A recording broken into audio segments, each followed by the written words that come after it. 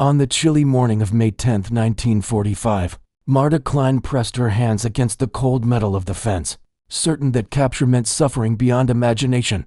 The 28-year-old Luftwaffe signals operator had spent 4 days packed into a cramped rail car with dozens of other women, the rattle of wheels on tracks echoing their uncertainty. Every story they had been told about the Americans suggested cruelty, starvation, and unrelenting punishment. As the massive gates of Camp Clinton swung open under a rising sun, Marta stiffened, ready for the worst. Instead, a young soldier offered her a small towel and a bowl of warm water. Confusion swept through her like a cold wind. Within hours, Marta and the other prisoners began noticing things that made no sense. Orderly barber stations, neatly ranged sewing machines, racks of freshly laundered clothes. These were not the tools of oppression, they were instruments of care. A reality completely at odds with everything they had been taught. A quiet but profound challenge to the fear that had defined their lives for years. May 9, 1945, dawned with the sky muted and gray over Mississippi farmland. Greta Hoffman, still trembling from the train ride, stepped cautiously from the cattle car, the wheels screeching and clanking, now a fading echo behind her. 40 women had been packed into the car with barely room to sit. Most had spent 3 days in darkness, their heads pressed against one another, their thoughts consumed by terror of the unknown. The propaganda had been clear. The Americans were ruthless, unthinking, bloodthirsty. They would torture, starve, and humiliate every German who fell into their hands.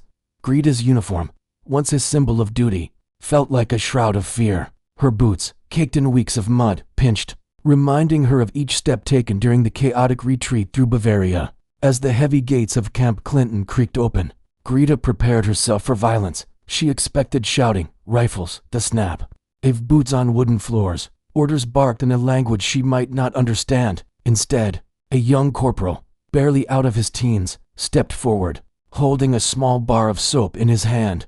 "For you," he said simply, his accent crisp, almost casual.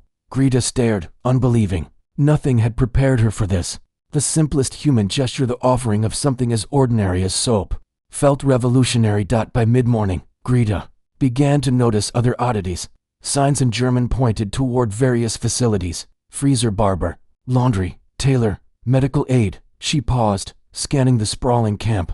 Buildings were tidy, painted in muted gray, wooden walkways connecting barracks in neat, geometric order. Guards in olive uniforms moved quietly, more administrators than soldiers. Nothing about this place suggested brutality. It was organized, industrial, almost routine.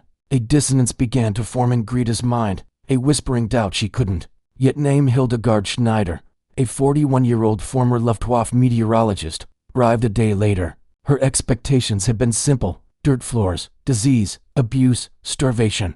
The propaganda films had shown emaciated men and women, uniformed soldiers beating prisoners, a world reduced to cruelty.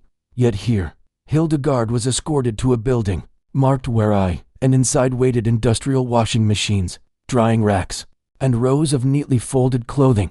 American soldiers operated the machinery, not prisoners. Her uniform, filthy from weeks of retreat, would be cleaned and returned within 2 days. The thought that her enemy had organized this system without malice stunned her. The women's compound held roughly 300 prisoners, mostly auxiliary personnel, telegraph operators, radar technicians, administrative clerks. A few had served on the front lines in anti-aircraft batteries or medical units.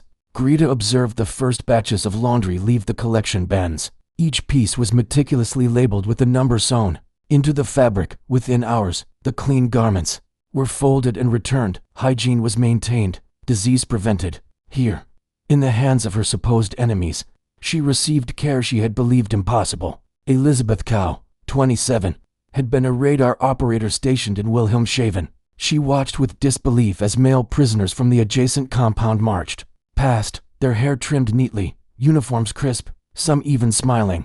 Every instinct screamed that this was a trick, that American generosity masked cruelty. The cognitive dissonance intensified. Every lesson she had absorbed about enemies, about the inevitability of suffering in captivity, was collapsing before her eyes. Colonel Samuel Richardson, the camp commander, was a figure of quiet authority. He operated under the guidelines of the 1929 Geneva Convention, regulations that Germany had ratified. The barbershops, tailors, and laundries were not acts of kindness. but strict adherence to international law enforced by a nation capable of maintaining it. Yet for prisoners like Greta, the effect transcended policy. Each haircut, each mended uniform, each clean piece of clothing became a symbol of a reality that contradicted 12 years of indoctrination. Hildegard's first barber appointment occurred on May 17th. She sat in the wooden chair, hands clenched, while Hans Keller, a former Hamburg barber conscripted into military service, assessed her tangled hair. "Wir müssen einiges schneiden," he said gently, carefully explaining in German that much of the hair would be cut, but enough preserved. She watched in the mirror as strands fell, her reflection slowly becoming recognizable. The act was mundane, but the emotion it stirred was profound. Here she was, a defeated soldier, yet treated as a human being deserving care. Tears welled in her eyes. Unbidden, the tailor shop, a larger operation near the administrative center, was equally meticulous. 12 sewing machines hummed as skilled tailors repaired and altered garments.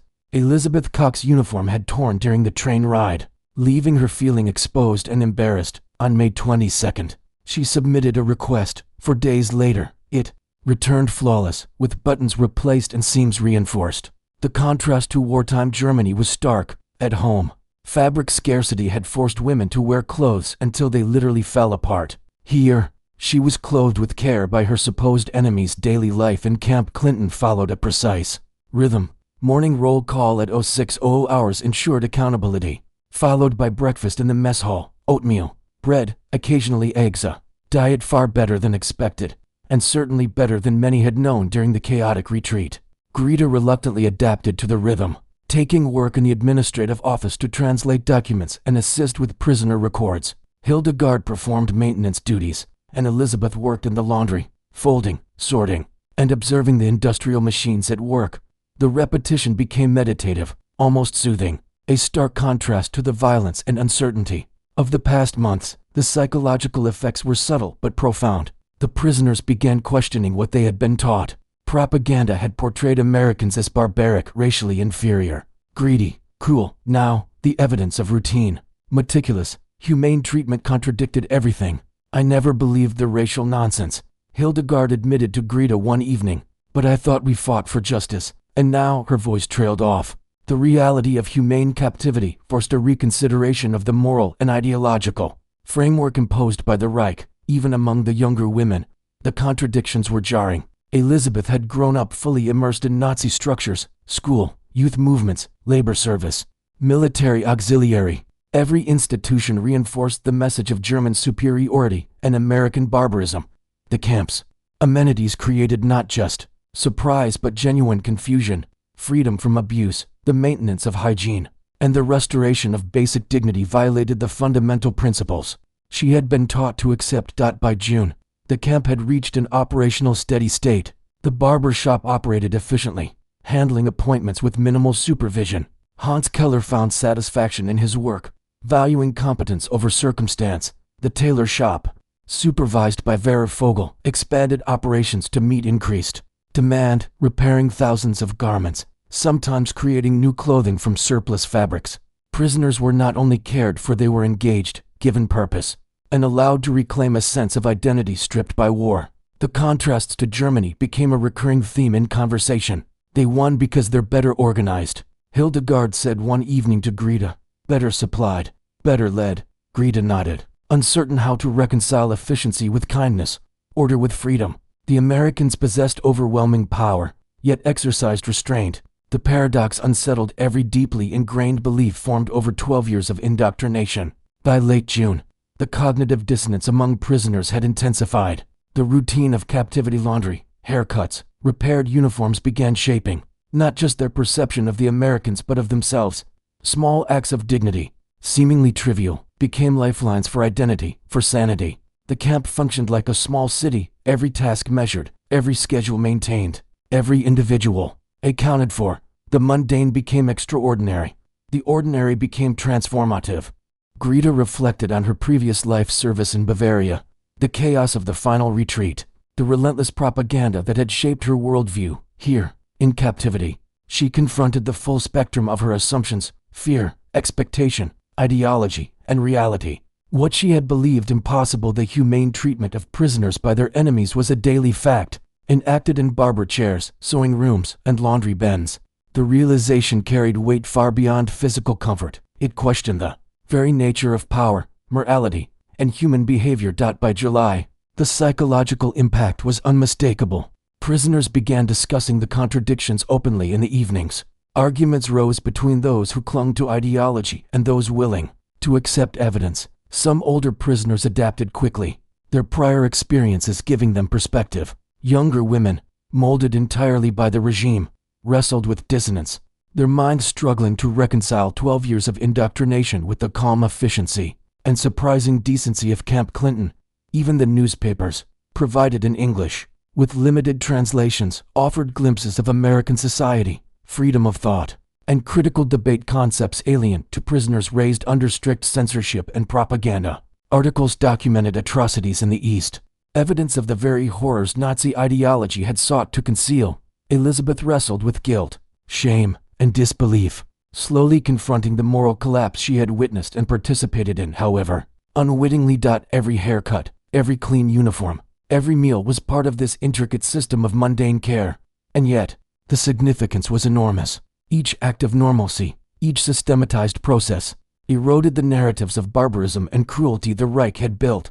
Captivity, once feared as an extension of war's violence, became an unlikely mirror reflecting humanity in its bureaucratic, organized, almost clinical form. July 1945 settled over Camp Clinton with a humid haze, the Mississippi sun baking the wooden barracks, casting long shadows across the neatly raked paths.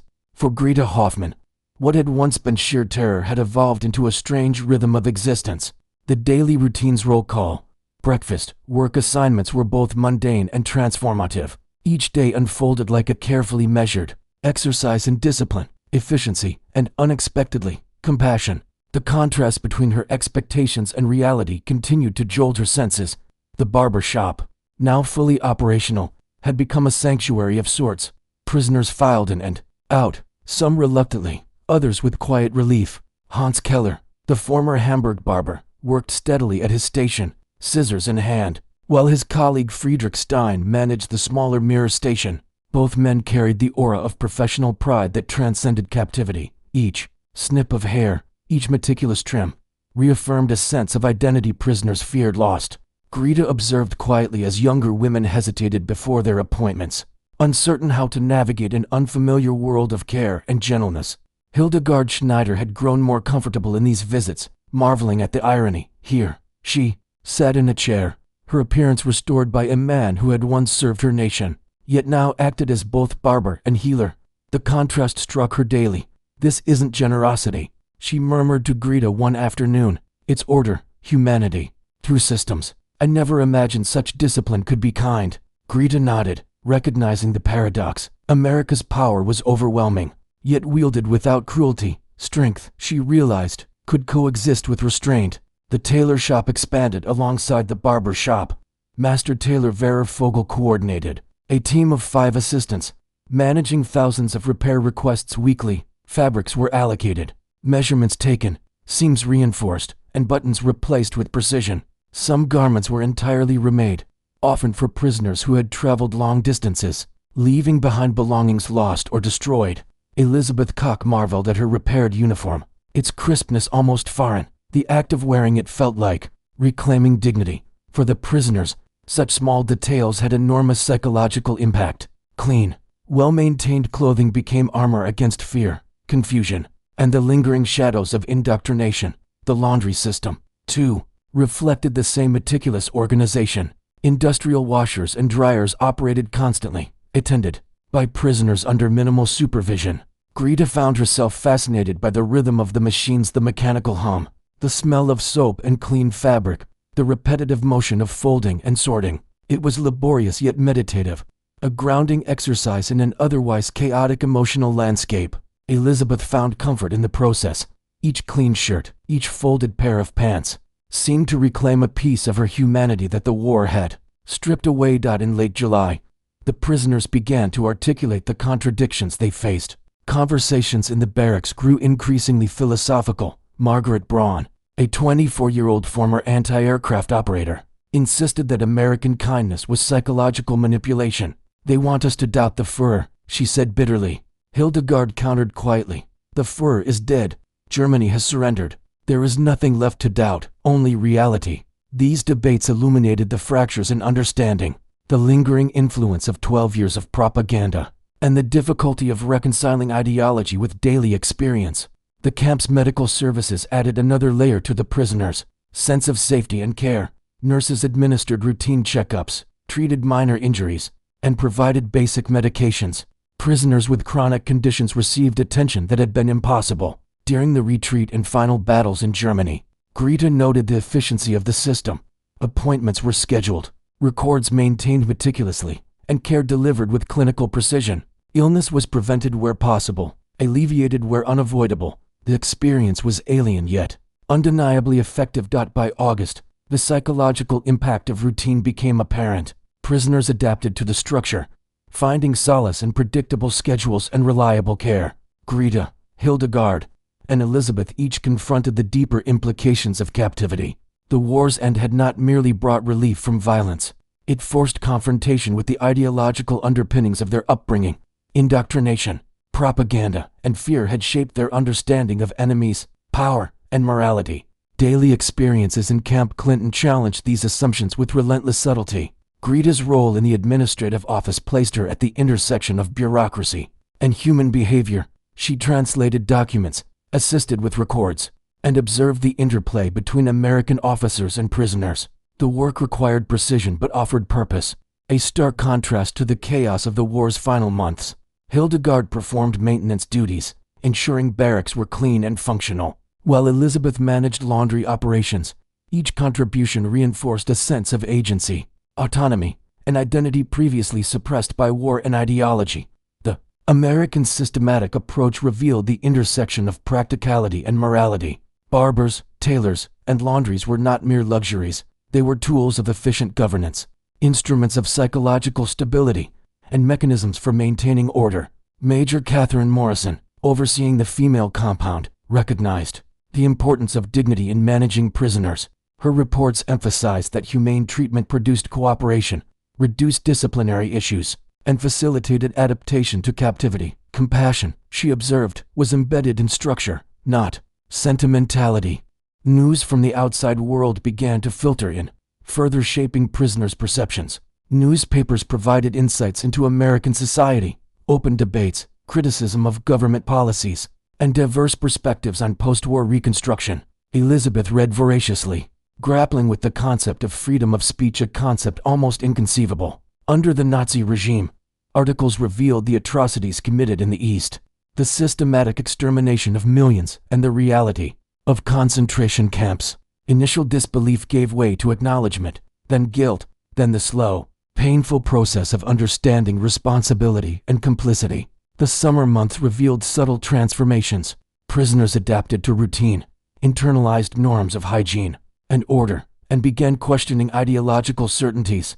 Greta reflected on the collapse of Nazi narratives, the supposed barbarism of Americans, the moral superiority of Germany, the inevitability of domination through force. Every haircut, every repaired uniform, every clean meal undermined 12 years of indoctrination. Humility, dignity, and systemic efficiency had conquered fear, reshaping minds more effectively than violence ever could. By September, the implications of American restraint became undeniable. The atomic bombings of Hiroshima and Nagasaki demonstrated overwhelming destructive power. Yet these same forces maintained order, routine, and humane treatment for prisoners. The paradox fascinated Greta and her companions.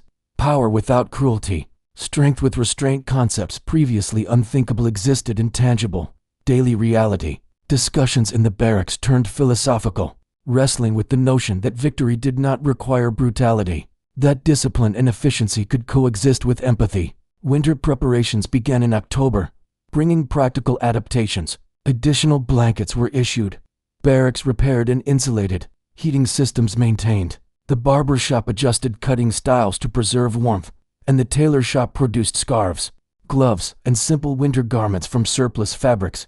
Prisoners participated actively, contributing skill, labor, and initiative. The collaboration between captives and captors blurred lines between hierarchy and cooperation, fostering a sense of community rooted in routine and purpose. By November, The prisoners had internalized the rhythms of camp life.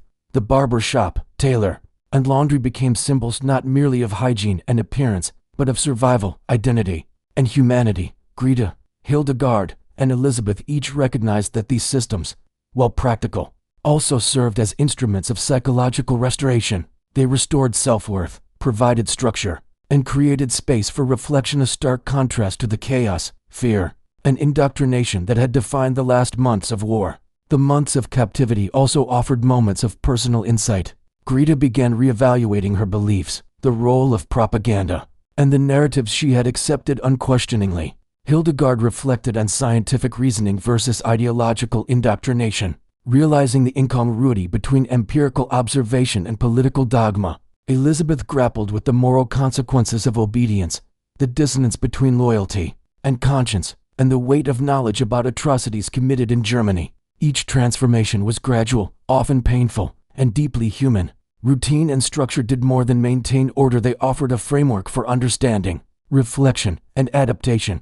Prisoners engaged in meaningful labor, participated in organized schedules, and witnessed systems functioning with fairness, efficiency, and adherence to law. The contrast to the war-ravaged homeland could not have been more profound. Germany had collapsed under authoritarian efficiency. Camp Clinton thrived under democratic restraint and procedural rigor. The lesson was clear. Strength did not require cruelty. Organization could coexist with compassion, and victory could be humane. December 1945 arrived with a quiet tension that belied the months of structured routine. The prisoners had grown accustomed to the rhythms of Camp Clinton roll calls, work assignments, meals, hygiene routines, but the announcement that repatriation would begin in the spring stirred unexpected emotions, relief, anxiety, fear, and uncertainty mixed freely among the barracks. Greta Hoffmann, Hildegard Schneider, and Elizabeth Cox faced the looming reality of returning to a homeland. They barely recognized Germany lay in ruins, physically and morally shattered. Cities had been flattened, families scattered, and infrastructures obliterated. The very society they had known, shaped by propaganda and ideology, no longer existed. The women felt a strange ambivalence. Gratitude for the humane treatment in captivity clashed with the guilt of having survived unscathed while the nation they had served lay in devastation. Every detail of life at Camp Clinton, the barber shop, the tailor, the laundry, took on new significance. They represented not only survival, but a template for a world that could exist beyond indoctrination, cruelty, and fear. Greta made one final visit to the barber shop in early March 1946. Hans Keller greeted her with a warm, professional smile, the same calm demeanor he had maintained throughout her captivity. "Your hair," he said, examining the neat cut she had maintained for months, "has become a symbol of resilience." She smiled faintly, realizing the truth in his words. The simple act of hair care had preserved dignity, continuity, and humanity amid upheaval. As he worked, this spoke quietly of returning home, of rebuilding lives, of facing a world that demanded new understanding. Hildegard followed weeks later. Her journey back to Germany was tentative. She arrived to find her hometown in ruins, streets unrecognizable, and families displaced. Yet she carried a sense of purpose cultivated during captivity, a desire to teach, to inform, to instill critical thinking in the next generation. She had witnessed firsthand the collapse of propaganda-driven belief systems, and the power of systematic, humane treatment in reshaping minds. The lessons of Camp Clinton routine, dignity, respect would guide her work as a teacher in post-war Germany. Elizabeth Cox faced perhaps the most profound challenge. Returning in May 1946, she encountered not only physical devastation, but also the moral reckoning of having served a regime responsible for incomprehensible atrocities. The evidence of concentration camps, systemic murder, and racial persecution weighed heavily. With counseling support arranged during captivity, she began the slow process of acknowledging personal complicity, while distinguishing between indoctrinated obedience and individual responsibility. Her journey was painful, marked by guilt, reflection, and a relentless search for meaning. The broader context of Camp Clinton became clear over time. The presence of barbers, tailors, and laundry services was not a gesture of sentimentality or heroism, but a practical implementation of international law and organizational efficiency. Yet, for prisoners, the psychological and emotional impact transcended policy. Simple acts, receiving a haircut, wearing a clean uniform, handling laundry, served as instruments of survival, self-expression, and moral recalibration. Human dignity, often overlooked in war, became the most potent tool for reshaping expectations, breaking indoctrination, and fostering adaptation. Greta reflected on the cumulative effect of these months, the meticulous routines, the structured care, and the absence of cruelty challenged every assumption she had internalized about enemies, power, and morality. 12 years of propaganda had portrayed Americans as barbarians, incapable of discipline or ethical governance, yet the reality she had lived contradicted this narrative entirely. The power to destroy existed, yet it was tempered by law, order, and restraint. Strength and humanity were not mutually exclusive. Hildegard and Elizabeth reached similar conclusions. They debated, reflected, and documented experiences in private journals. The barber shop, tailor services, and laundry system became symbolic anchors for understanding broader truths, that efficiency could coexist with kindness, that victory did not necessitate brutality, and that human dignity could persist even amid total war. These insights were reinforced by the Americans' adherence to the Geneva Convention, demonstrating that morality and practicality could operate in tandem. The camp's administration, particularly Major Catherine Morrison, understood these dynamics intuitively. Reports emphasized that humane treatment not only prevented disease and disorder, but also maintained morale, encouraged cooperation, and facilitated psychological adaptation. Prisoners were treated as individuals, not merely as defeated enemies, and the systemic care provided routine hygiene, clean clothing, professional grooming supported a functional and stable community. Human dignity, Morrison recognized, was integral to effective governance, even in captivity. As winter turned to spring in 1946, preparations for repatriation intensified. Prisoners underwent medical examinations, packing, and administrative processing. The barber shop and tailor adjusted schedules to accommodate departures. Each haircut, each mended uniform, each clean bundle of clothing represented not only readiness for travel, but a symbolic transition from captivity to reintegration. Greta, Hildegard, and Elizabeth experienced a bittersweet mixture of anticipation and trepidation. The familiarity of Camp Clinton had provided structure, security, and a sense of identity. Leaving meant confronting uncertainty in a world they barely recognized. The voyages home were reflective. Greta pondered the cognitive transformation she had undergone, from fear and indoctrination to clarity and self-awareness.